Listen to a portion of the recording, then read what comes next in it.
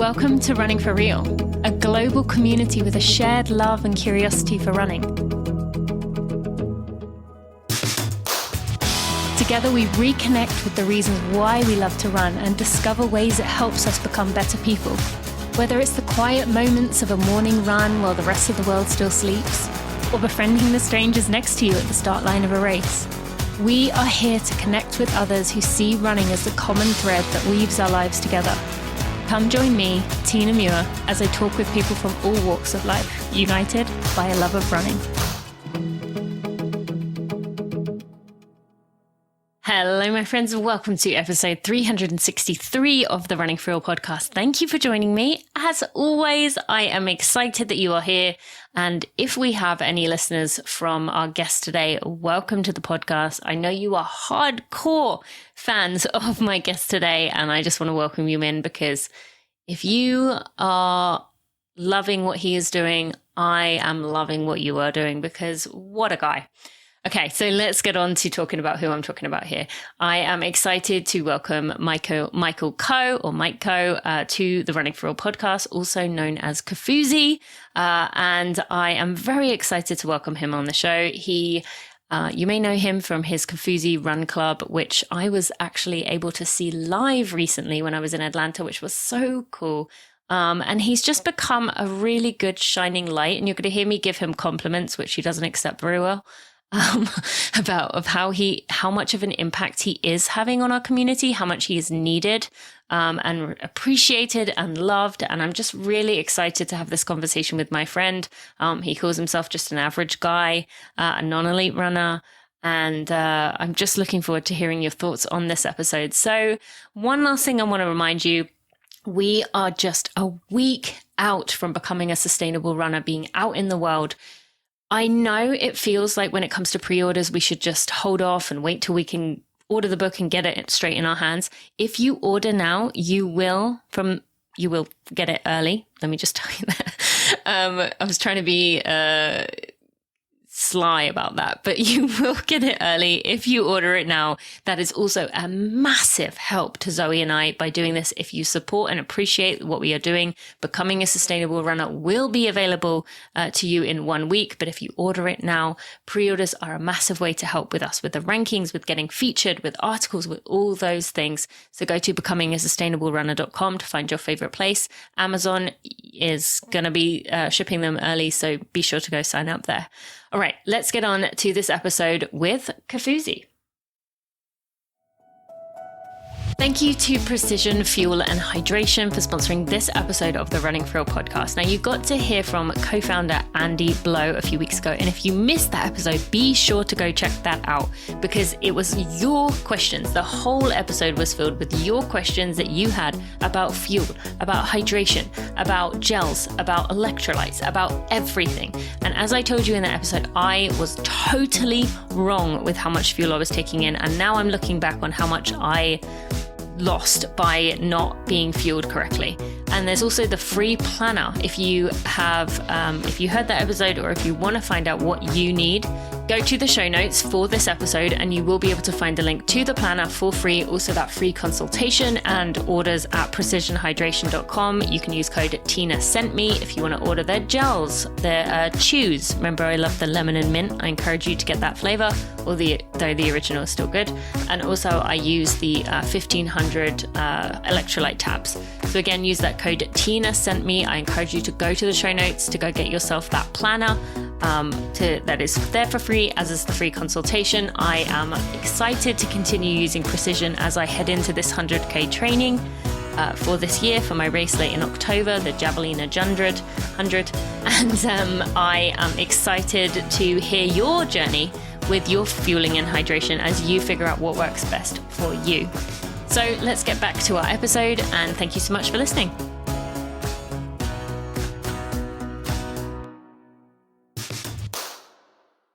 Mike, welcome to the Running for Real podcast. Long overdue. Thanks so much for having me. I've been telling you this, but I'm glad you're here finally. So I'm sorry it was late. That's my fault. I missed our first meeting for today. Well, no, I didn't mean that. I meant that I literally said to you when we were together a few weeks ago, oh, I've been meaning to do this for a while. And then we were like, let's actually do this. Let's go ahead and do this. So I'm glad that I finally have, because you just seemed like you were just living the life, being the person everyone wanted to talk to, the person every brand was interested in. And I was like, he's kind of working his way out of my cool league. So I don't know if I can even ask anymore. And so I just intimidated myself. And then when I saw you in Atlanta, I was like, no, there's nothing to be intimidated about you. I just need to like actually tell you that I want to interview you. Well, I appreciate that you asked me, and that's very nice of you to say that I might be out of your cool league later, because I've been listening to your podcast for a long time, and I was just like, you were like, oh yeah, I'll have to have you on. I'm like, oh, I'm sure that's just something that she says to a lot of people. That's very polite of her to say that, but like I'm not a really good fit for it, so that's okay. But here we are, and I'm excited to be here. Why do you say you weren't a good fit? Just from the you felt like you weren't fast enough? No, because like I feel like I'm an influencer, so I'm just this kind of like dude that makes YouTube videos a lot of the time. And so a lot of times I feel like, people want to hear from me that are like fans of the channel, and I have my own like community and group and stuff like that. But I sometimes, don't feel like I fit into like certain, podcasts where like people are listening to, oh, this is a coach of 30 years who has great insights, or this is someone who is a professional runner, or this is someone who has like overcome like these giant obstacles and stuff. I'm just this kind of happy-go-lucky guy on the internet making videos about shoes. And so I just kind of feel like less serious. There's less gravitas, I guess. And so I feel like you kind of have to either really want to, no one's going to be like, oh, I guess I'll check this guy out. I don't feel like I have that kind of drawing power. You're either here for me or you're not. It's kind of how I feel a lot of times. I feel like for a lot of podcast hosts, I always feel like I'm never squarely within someone's like, oh, this is definitely like someone that fits on this podcast. This person would be a great fit for this podcast. I don't usually feel like that.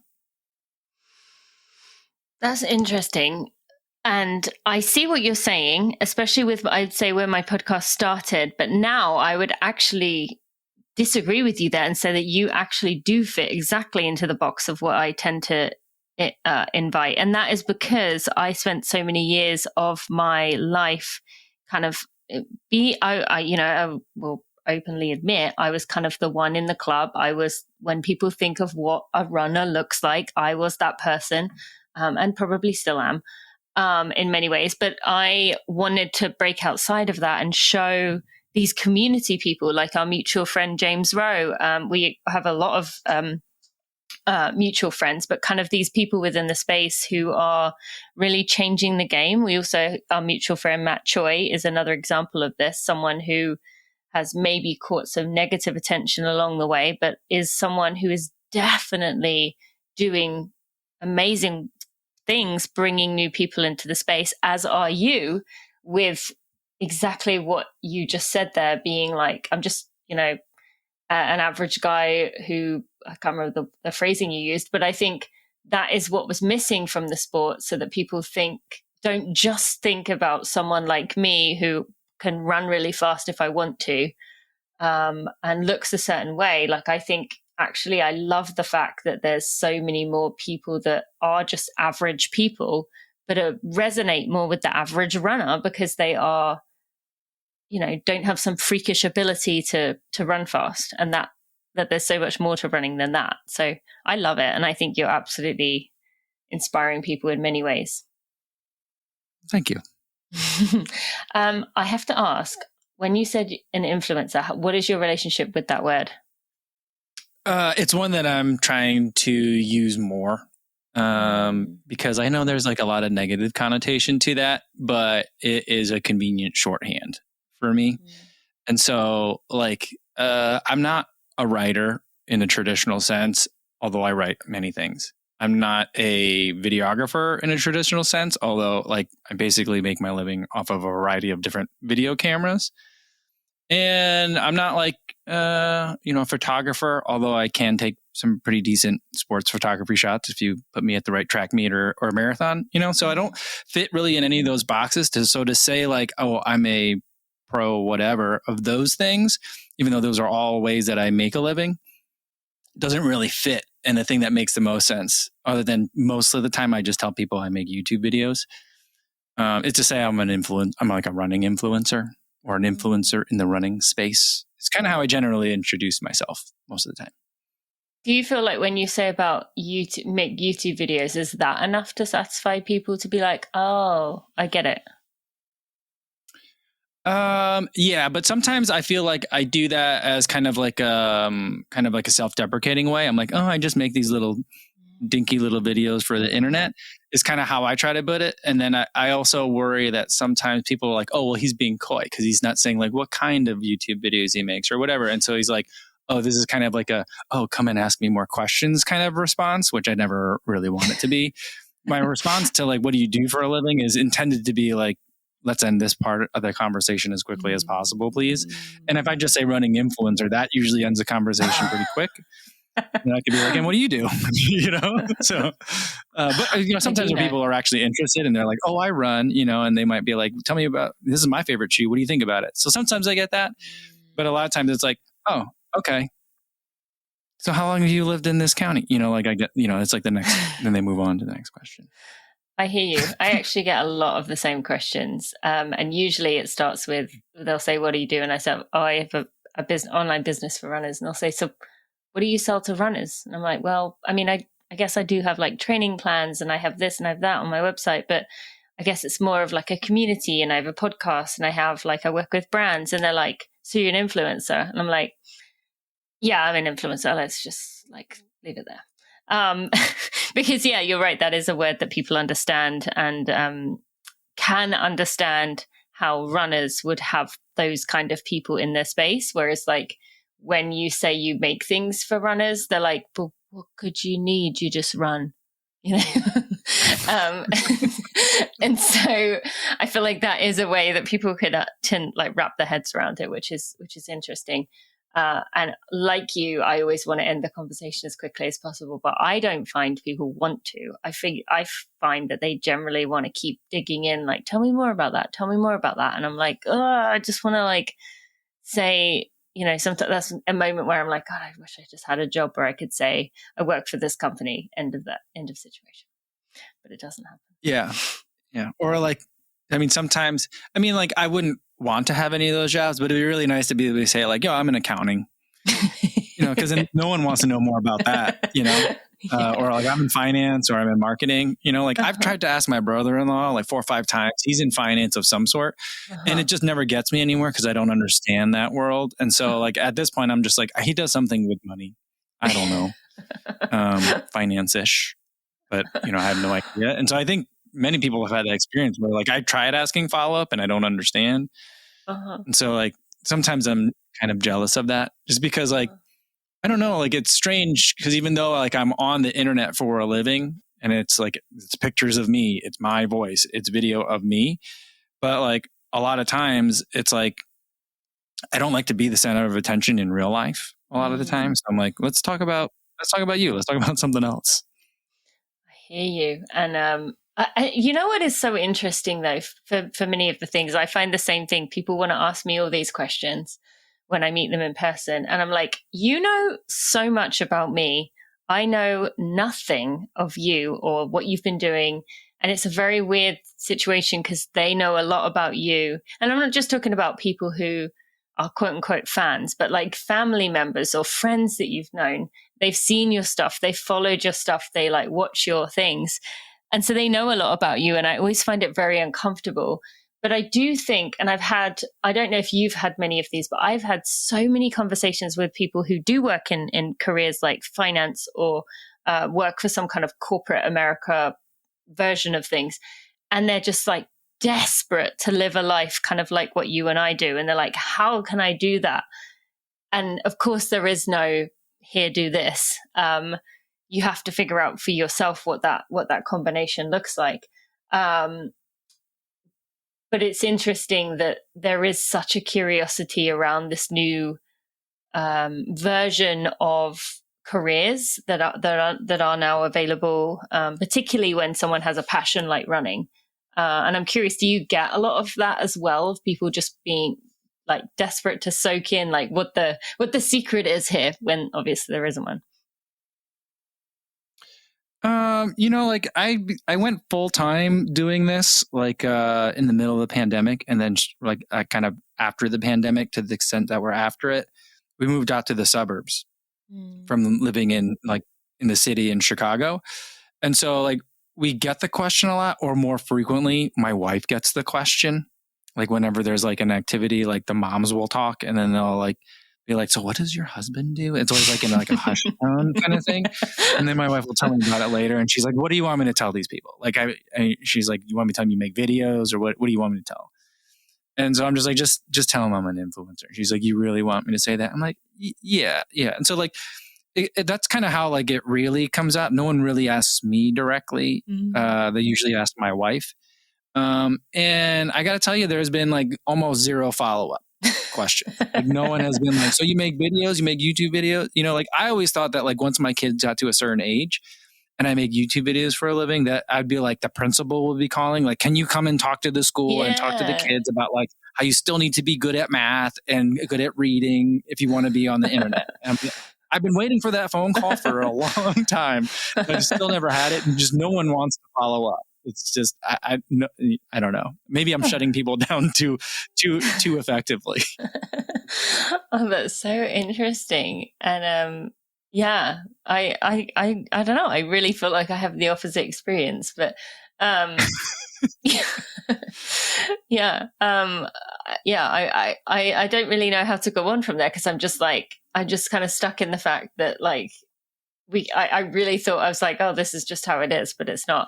That said, I do want to lean on something else that is different about you, that I read somewhere, that you do really like to read the comments that come on your videos, that you get, just to really keep yourself in touch, and to hold yourself accountable, to make sure that you do stay true, that you aren't just sucked up in the marketing jargon that these brands give you. And actually, before we started recording, you were saying to me about working with a brand, and you said the name of a few shoes. And I don't know if you know this about me, but I am literally the opposite of you in that way, because I barely know the name of the shoes I'm wearing. And I just don't understand the differences between shoes. I can't feel anything on my feet. And so is it hard to not sometimes get sucked down the world of these words that are given to you,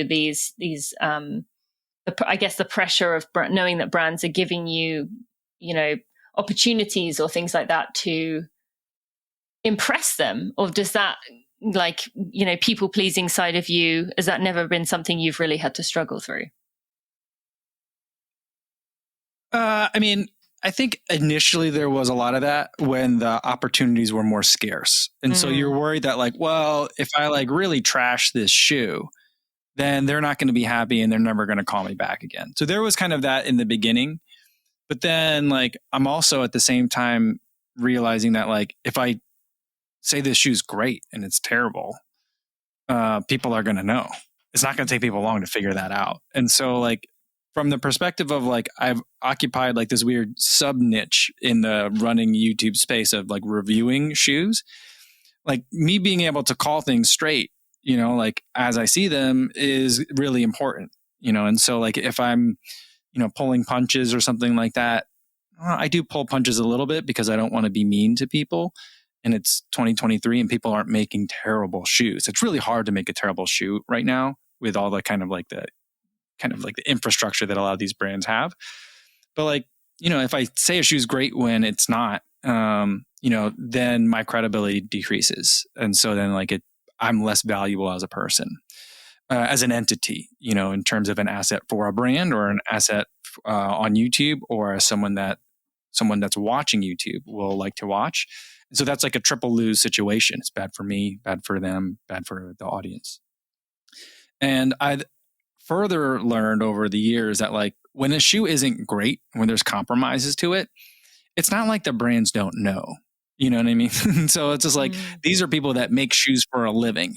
When a shoe didn't quite live up to their expectations, or if it's making certain compromises, maybe because it's trying to hit a price point and trying to match up and square up with another shoe that's on the market, they're well aware. They've had feedback from, countless numbers, maybe not countless, but tens, if not hundreds of testers. So they know what they have on their hands. It's pretty rare that like, they're like, here, try this. We're not sure what to think of it. You tell us. Like, there's not a lot of that. It comes around once every so often, but like, for the most part, they know what they have. And if like, I'm calling out the things that I think don't work, they're like, okay, well, this guy knows what he's talking about. And I feel like that is the kind of relationship that I want to have.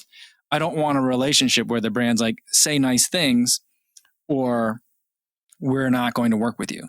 Like, that doesn't work for me. That's a win for them and it's a lose for me. I don't like that. I think the win-win is like, all right, when a shoe is great, tell everyone the truth that it's great. When a shoe's not so great, we would appreciate a constructive criticism. So that's kind of like the relationships I look for and like the way I work.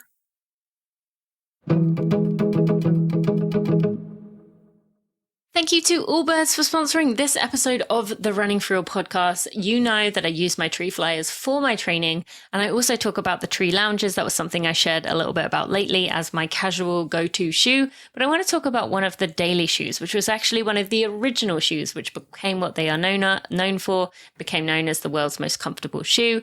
And that is the Tree Runner, which I know is a bit confusing because the running ones are called the flyers. These are the casual shoes called the runners, but never mind. These are lightweight. They are breathable. They are made of eucalyptus fiber that provides next level comfort. They have this cushioned midsole so you can wear them all day, which I have many a time. They're machine washable, so you can wash them again and again.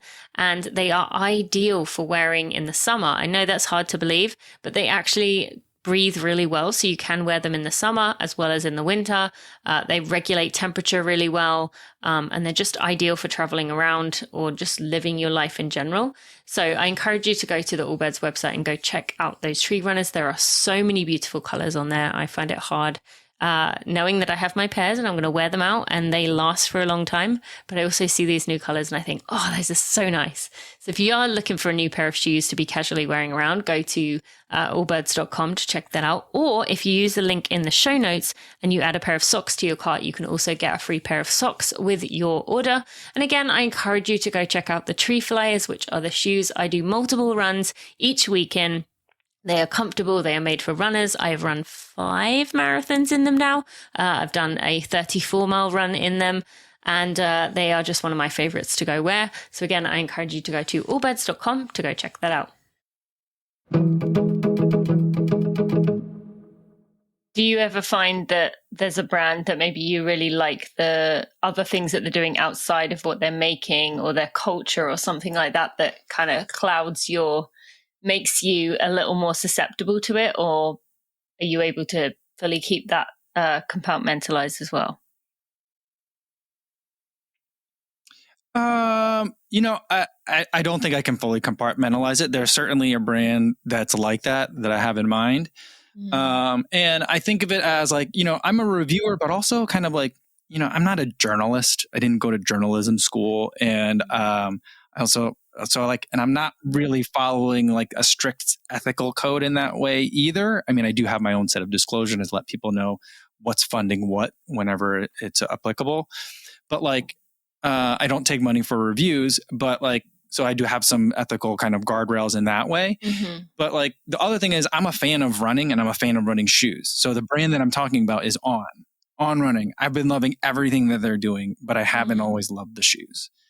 And so like every time I get one, I'm like, please, I hope this is the one that like makes me say, now they're doing everything great, And for the past couple of years, it was like, ooh, fingers crossed. The first one was pretty good.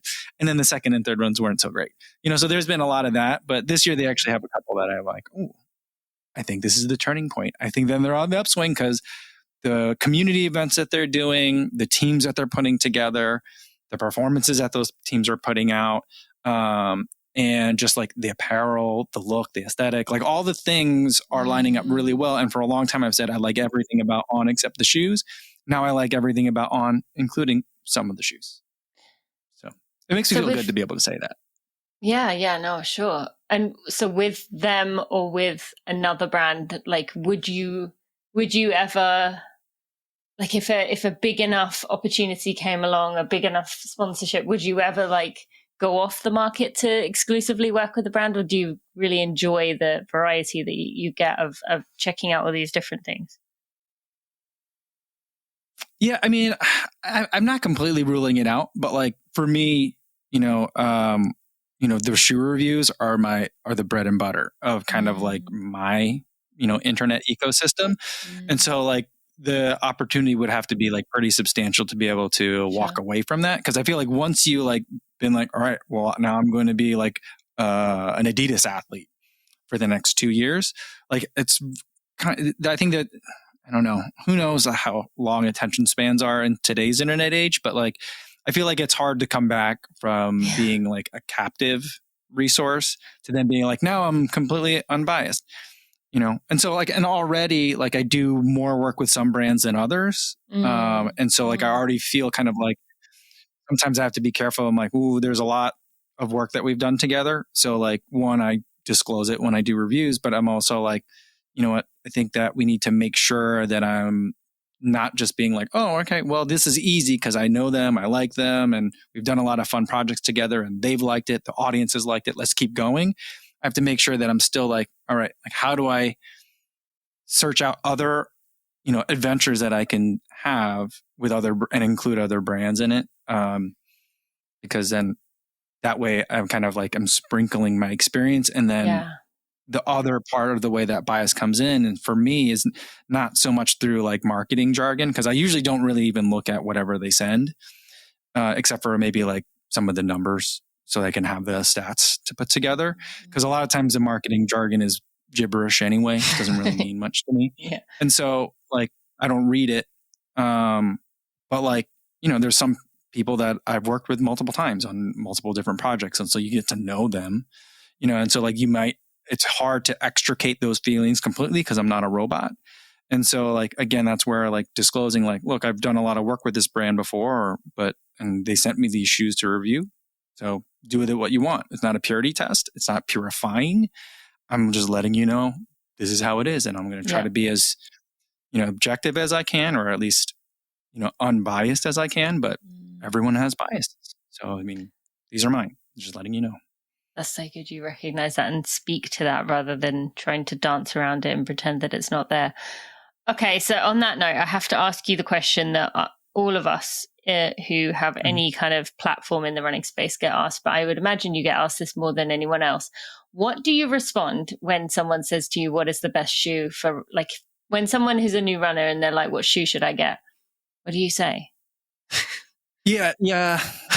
Usually it depends on like the context, right? So if someone's like, it's a hard question to answer because I'm like, best for what? Something that I've been really trying to educate people on. It's like, these are like tools, it's like saying, what's the best knife? I'm like, well, what are you cutting? Are you cutting strawberries? Or are you butchering a chicken? Those are it's two very different knives. And the best one is very different depending on the job. Or if like, I don't really like golf, but like if you prefer golf, it's like, what's the best club to have? I'm like, well, for me, a driver is useless because I can't hit it anyway. So just give me like a putter and a 5-iron and I'll probably be pretty good. Like those are just the two tools I need because I'm not that experienced. So I kind of like, like, does a person need 4 shoes? Does a person need 1? Because they're only running twice a week anyway, so like it's hard to kind of answer that in a succinct way, but usually the answer I give is like my favorite daily trainer at the moment. And so like right now, like my PO box guy, he's always asking like, what's the best shoe? What's the best shoe? Because I think his son works at the PO box place too. And he's like recognized me. And he's like, when my son tells me you're on the internet, I'm like, yeah. He's like, is that what all these packages are? I'm like, most of the time, So I'll just tell him like, well, I like the Nova Blast 3. I like the Rebel 3. Like those are great. So he's like, okay. And then the next time I go, he's like, what were those shoes you mentioned? Because he always forgets and he never writes it down. So we have like the same conversation over and over, but like, I don't know what his running is like. I don't know what his goals are. It's kind of hard to recommend a shoe, but sometimes people just want a name, And if I'm like, well, it really depends on the task. And it's like, it's kind of like knives. If I do that to like a person that's just like, just give me a word, going to be really mad, and be like, oh, why is this guy making it so hard? So you got that. That's like the most difficult question I get that I've like gotten kind of like used to answering in a short way and then in a much longer way, depending on how patient I think the other person is. I find that so interesting that you give an answer, because I'm always like, I'm not answering that question for you. You have your own feet. I have my own feet. I'll tell you what I like, but you need to figure it out for yourself. So I love that you give an answer. Okay, so what are some other questions that you get all the time, or things that maybe surprised you about your role that come up often? I mean, people ask me about my training a lot, and like how I'm going about it, if I'm coached and things like that. And I'm not coached. And I think that someone that would like watch my running would notice that pretty easily, because it's I like to keep it pretty simple and not that structured. So I get that a lot, and I do talk about it from time to time, because like every once in a while it'll kind of like percolate up if I haven't made like a how I train kind of video in a while. But like these days, when I like, the disclosure for that one is like, I'm not a coach. I don't want to be a coach. I don't want to be your coach. But a lot of people are asking. So here are like the 3 workouts that I did preparing for my latest sub-3 marathon. So I'll do that from time to time. One, because it's like I'm a YouTuber, so I got to make videos, and it's it usually does decently well. But the comments are usually really nice, because then it's like people are like, oh, here's what's worked for me, and there's like nice discussion that happens in there. As long as, and like I'm very clear about like, I'm not trying to tell you how to do stuff. You should get a coach. There's a lot of great coaches you can find out there, and I get questions about like nutrition and there's like all like the other accessories and gear. Cause I used to review all that stuff, like everything, but I just got tired of kind of reviewing all the other categories of stuff. So like it's just been shoes for reviews for a while now, and kind of getting back into apparel reviews, but I don't always love that. Yeah. I find it fun that you have this relationship with your community, and I would like to talk about your run club, which tell us a little bit about how that came about in terms of we will go into a bit about your running journey to get to this moment, but I want to kind of work backwards in many ways. So you've got your run club, which I was really fortunate to get to watch a live version of in Atlanta. But tell us like how that came to the point to where you decided to do this live event, this weekly event, this committed event. You said you started in the pandemic, so I'm guessing it was something to do with that. But yeah, how did that come about? And what is it for someone who may not know? It's not a real run club. It's a virtual run club. Really, there's no dues, there's no membership. If there's an event, and if I'm in a city and we're doing a run, that's the meeting. So you can participate as much or as little as you want. And it started out virtually, because every once in a while I would have like a group run, but we didn't really call it the Kofuzi Run Club. The Kofuzi Run Club came out of the pandemic when no one could go outside. And we didn't know what was happening. And like people like were saying like old Italian grandmothers couldn't go to people's funerals and stuff. And I'm like, that's serious. Like if they're not letting people like, living in these like small Italian villas, like do their normal daily walk, that's a pretty serious thing that we're dealing with here. And people are feeling really isolated. So it started out with like 2 Instagram live streams a day, one to get people in the US, and then one specifically for like that Italian time zone. So that way people could still feel like they're connected to somebody, and so like, the stories of people like running a marathon in their balcony and like people like kind of like calling the authorities on each other because they went out for 2 runs that day when they were only allotted 1, like that kind of thing. It was like, this is super silly. The thing is, we just need more outside time. We need to burn off some of this extra energy, and we're probably lacking a little bit of social interaction that we normally get. And so it started out as like 2 a days for a long time. And so this wasn't you actually running. This was, what were you doing? No, this was just me like I was just sitting in front of like a window in the dining room. And I would see who would want to talk and chat for like 30 minutes. Okay. And so it started out that way. And then I think once like the vaccine came out, or maybe before that, I was like 1 a day. And then when the vaccine came out, I'm like, I think we can do not every day. Can we do Monday through Friday now, guys? So it's now Monday through Friday for a little bit less than an hour. And then like after a while, like I just kept doing it because I was like, there's a lot of people here. I recognize your names, which is kind of weird, but you guys have been here and you guys are going back to work and you're doing other daily live things, but you're still tuning in same time every like 1 p.m. Central time every day on Monday through Friday. And so I was starting to recognize names and avatars and that kind of thing. And then the next big race, it might have been a Chicago Marathon. Like so many people came to that group run because they were like, I had listened to your voice through like the dark days. And now I'm back at a big international race again. And of course I'm going to come to this group run event. And so like, that's when I feel like it really kind of like came full circle to like 1 year, like my first group run before a Chicago Marathon, there was like 5 people that came. And then like fast forward a couple of years, 4 or 5 years. And then we had like over like 125, 150 so cool. At the last one. And so like, it was just, it kind of just ballooned for a lot of reasons, but like the actual Kofuzi Run Club is just like, it started out as just a way to like be like, hey, is this thing on? Is anyone out there? Like here's where we can hang out. Like tell me all of your running problems and all your non-running problems, and let's just chat and like hang out. And this will be like our little corner of the internet where like runners can hang out.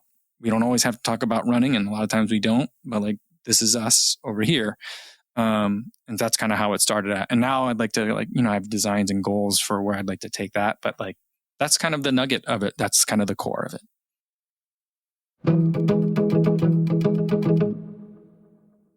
Friends, we are 1 week away from launch day of Becoming a Sustainable Runner. If you go ahead and order on Amazon today, you will get the book a few days early. Everywhere else, I can't guarantee you will get it early, but this is the most critical time. I know I've been talking about pre-orders for months, but this is it. I know we think to ourselves, oh, I'll order when it's nearer the time, but this is the time to do it.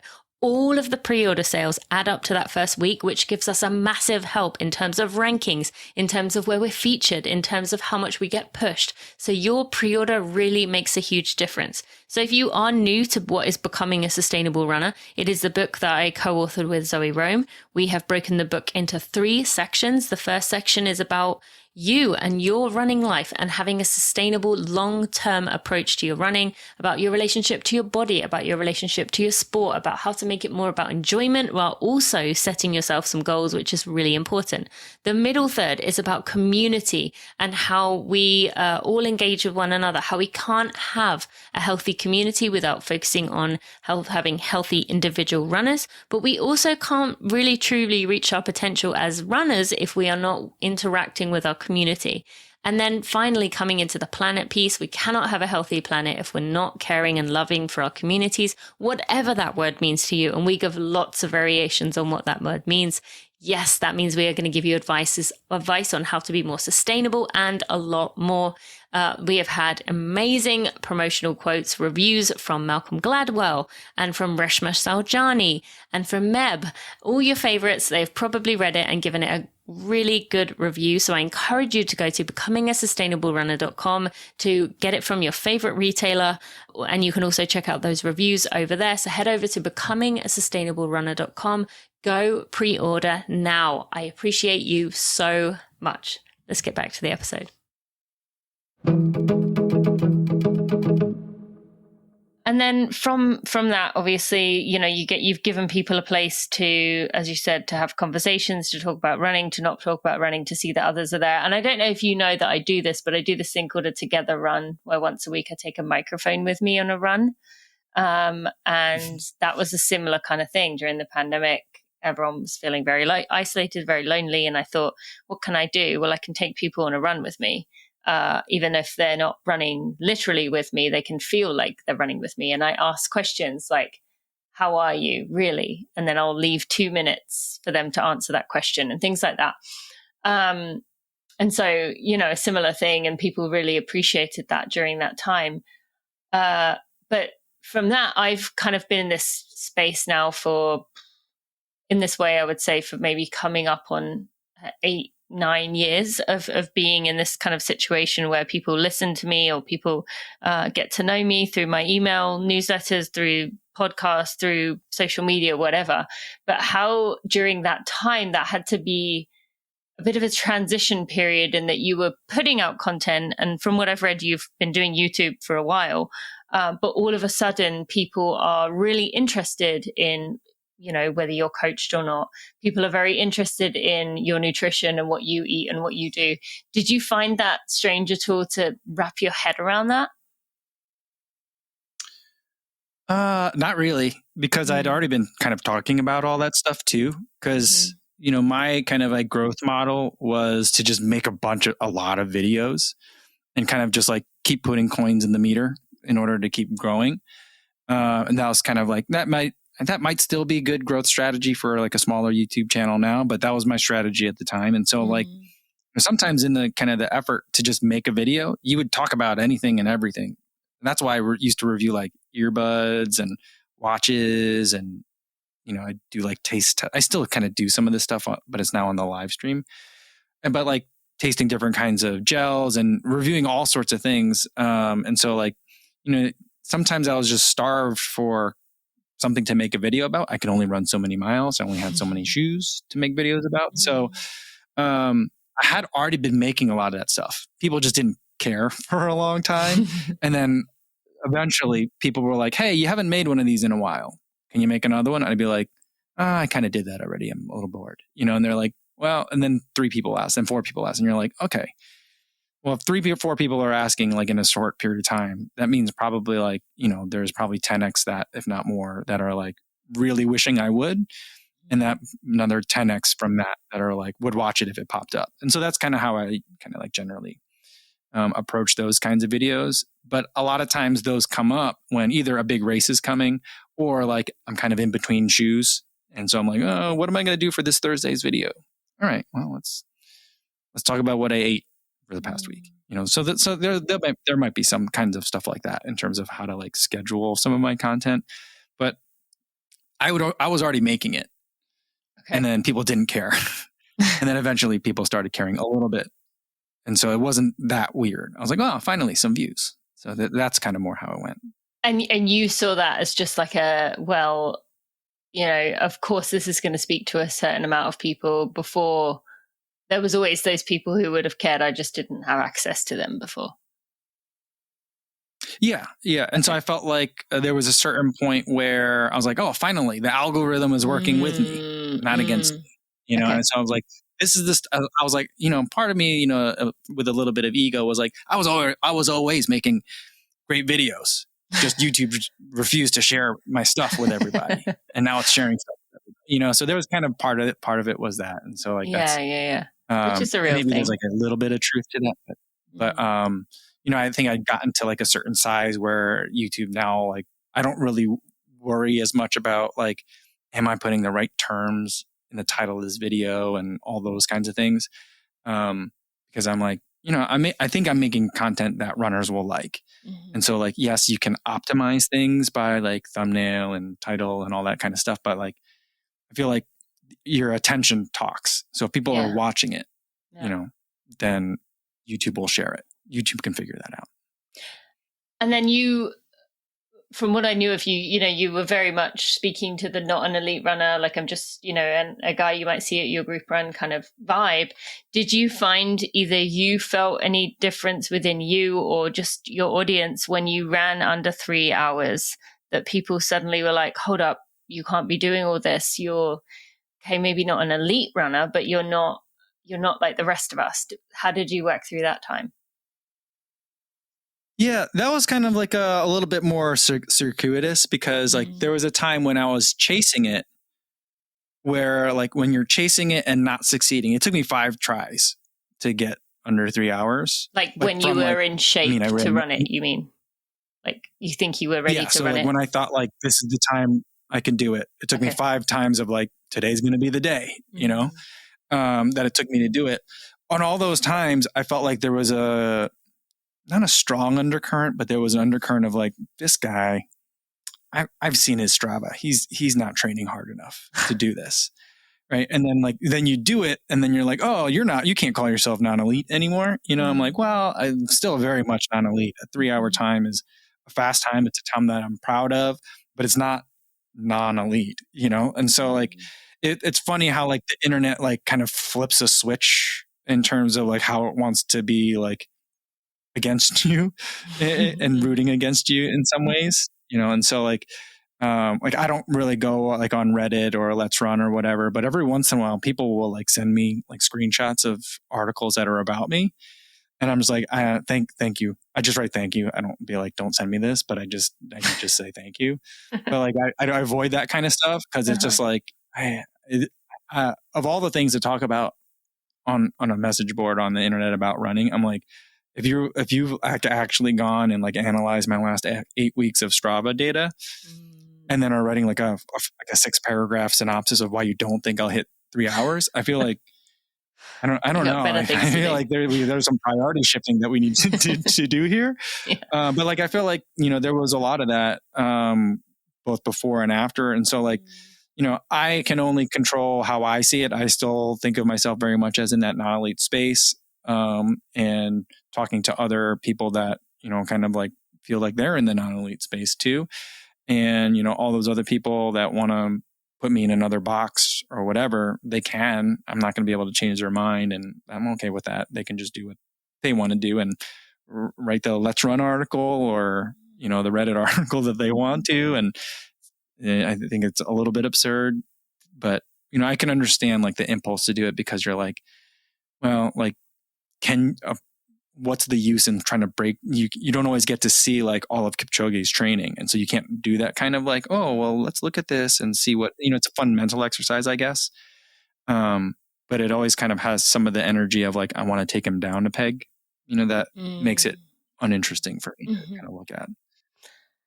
I'm so impressed with how you kind of did, but I'm so impressed with how grounded you are in terms of not letting. It's just really impressive. Like I said, I've been doing this for quite a long time, and I'm still very susceptible to, getting caught up in what other people are thinking, or being concerned with things that I shouldn't be thinking about. But I really just get the sense that you're so grounded in who you are that you can see these comments, see these screenshots, and be like you said, thank you. Thanks for sending that. I'm not going to do anything with it, but thank you for sending that. And then just move on. And it just, I would imagine that's part of the charm for your audience, but it's also so good for your mental health that you aren't letting all these things, swirl around in your mind and affect your attitude. And that's kind of been a common theme throughout all your answers so far today. Has that been something you've always been able to see, been able to step back and look at the big picture in that way?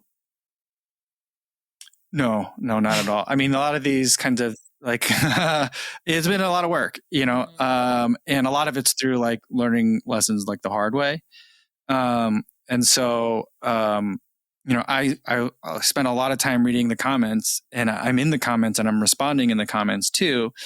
And, over time, I may have had some interactions which were very human and very understandable, but maybe not great for me to do. Mm-hmm. And so a lot of times I feel I try to look at what was the human being on the other side of that thinking when they were sending this, and so a lot of times it's someone that's spending their time to attack me on the internet. I feel like that's someone that's very insecure about they're probably working really hard and are much faster than me, but are not getting any of the opportunities that I'm getting. I did my first kind of big race that I did with a brand was the Chicago Marathon with Nike, where they got me a coach and they got me gear, and they did all this, set up a training plan for me, and, I feel and I ended up running a 3:17 that year, on a year where I thought I would break 3. Mm-hmm. And so I think that people see that and they're like, oh man, if I had that opportunity, I totally would have been able to knock that out of the park and it would have been great. But here's this guy who, only ran 60 miles a week, and like thought he would do all this, and he's like squandering this opportunity. And so I feel like a lot of it's that way. Some people might just not like me for some weird superficial reason. Maybe they don't like the sound of my voice. Maybe they don't like my energy or some other thing that they just don't like. And it just comes out in like a certain way. And, I'm not going to convince them to not dislike the sound of my voice, So I just kind of was like, usually just kind of like a lot of times in the comments, it's like, thanks for watching. That is a comment that I genuinely mean a lot of times, but is also like a default, or like, thank you for your feedback is another one that I'm just like, that's, the best that I can give you. And that's all I really need to give you, for that. Cause I don't think that they're running that to engage in meaningful conversation. I think that it's like a release valve. It's the steam vent of something else that's going on with them. Yes. And I'm just like, the animus that it happens to be is directed towards me because something else is going on. And so that's kind of how I try to look at all like the negative feedback, like a lot of that I've kind of figured out, well, both like during the pandemic, I think a lot of it was that too. Cause I was running outside with a mask because that's what they told us we kind of needed to do. Yeah. So I'm like, whatever they tell us to do, I'm going to go like 1 degree of more cautious because I don't know what's going on with this. And so like, there'd be a lot of comments about like the masks and stuff. And I talked about like getting a vaccine because I thought that would be something that runners would be interested in knowing. Can you do a workout the next day kind of thing? But that video got like a lot of attention that I did not like. And so like, I'm just realizing like, this isn't about me and it's not about this video. And like me engaging is only going to like, elicit a reflexive like reaction to that. Yes. And I just don't want to deal with that either. So if you just diffuse it by like not even, there's a lot of times where I just scroll by, to let it go. Didn't need a response, didn't deserve one. So like those are some lessons that I learned the hard way during the pandemic. And then most of the harder lessons I learned was nice when like no one was watching the videos. There was a long period of time, years, where no one watched the videos. And that's kind of a blessing because I wasn't great at making videos yet. And kind of like the way that I was interacting with the community wasn't always, great either. I learned through a lot of kind of figuring things out based on, like, oh, well, now there's like a 17 response back and forth thread of me and this other dude being mean to each other about like the ASICS Dynaflight. I'm like, did we need to do that? It sure doesn't even exist anymore, So it's just some hard lessons, but you grow, I guess. Yeah, and it's something that we all can learn to do because I think every one of us has been guilty of engaging with something online somewhere that there's never anything positive going to come out of it, but we just kind of get sucked in and regardless of whether you're someone like you who might get lots of comments and lots of things that people want to talk to you about, it doesn't. Yeah, there's certain times where none of us, it helps us to engage. And like you said, I think about this often in the parenting context of like, your kids quite often might leave you at like a simmer with they're doing things that get irritating. And then it's one thing that they do and you're just like, bah! But like, it wasn't about that one thing. It was like the culmination. Well, I can't say that word. You know what I'm trying to say? Of things that that like finally leads you to that point. And that's the same with this, that you just happen to flick through their screen and they get like fixated on it. And so thank you for sharing that behind you, behind the journey of getting to that point. One final thing I want to ask you about from your past. So you weren't someone, talking from that non-elite runner past, you weren't someone who was like again, came up the way that I did, ran in high school, ran in college, blah, blah, blah. You did run on your high school cross country team. I should correct that. But I loved reading about the reason that you did do it because I really don't think there's enough spoken about this, which is to have that social time, to have time with friends, to, have it be about the community piece of it, if you can call high school running community, but I guess in a way it is. Tell us about, the decision to run in high school and why you felt you couldn't do that going into where I am, Washington, WashU here in St. Louis. What was your cross country experience like as a high school athlete, and why was that an important part of your journey? I mean, I enjoyed it, and I approached it because I think I did track first, and then people were like, well, you should run cross country as well. And I had always kind of avoided it, but I wanted to get better at high school track. So I thought, well, a lot of my friends are doing this anyway, so this is a good way to kind of like, stay fit for the track season, and also spend some time with friends. And, I feel like what we've all forgotten is that like the cross country kids were like the weird kids in school. I think they still are. We were like the social outcasts. I don't know if they still are. I mean, when I look at like social media of like kids cross country teams now, I'm just like, that's true.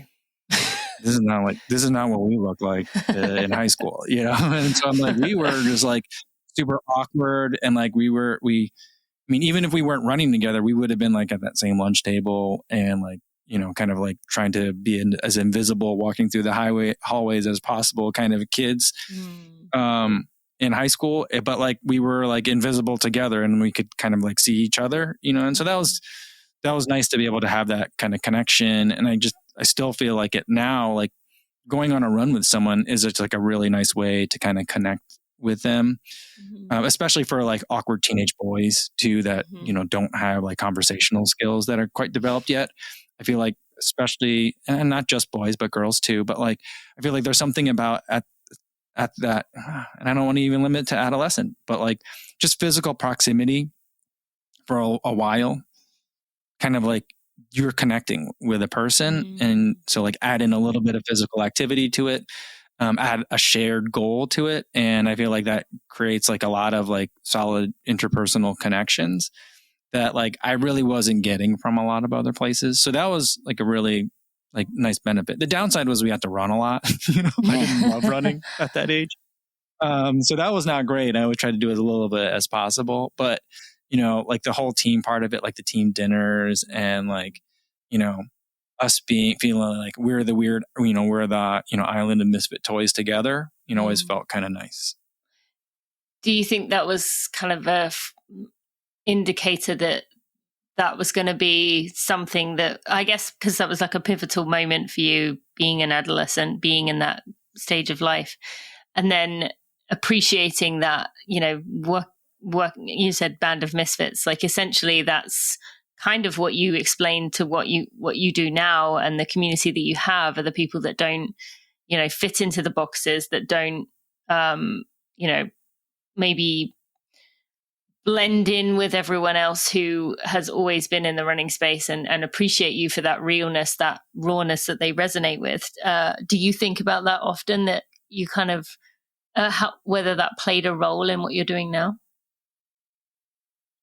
I haven't really thought about that, like as being like a through line with between like, enjoying high school cross country and like enjoying like kind of being a community leader in a way in the running space, like as a grown man. But I do, there's a lot of, I think what I'm personally wanting to get out of it is similar. And so what I'm trying to cultivate, that guides what I cultivate. And so like, when we are having like in-person events, I want to make sure that like it has that same, like, there's no cuts here. Like if you're here, you're on the team kind of thing. And that's like what I said with like the Kofuzi Run Club. There's no membership dues. There's no like meeting requirements. You don't have to wear the kit. There isn't even any kit.